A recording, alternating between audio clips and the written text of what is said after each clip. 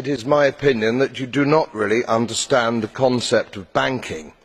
All the banks are broke.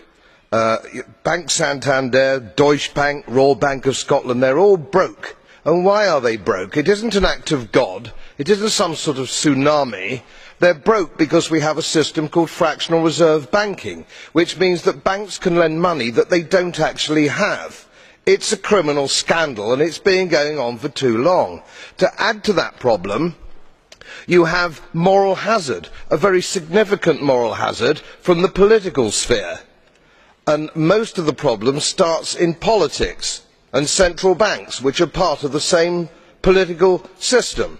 We have counterfeiting, sometimes called quantitative easing, but counterfeiting by any other name. The artificial printing of money, which if any ordinary person did, they'd go to prison for a very long time. And yet governments and central banks do it all the time. Central banks repress the amount of interest that rates are, so we don't have the real cost of money.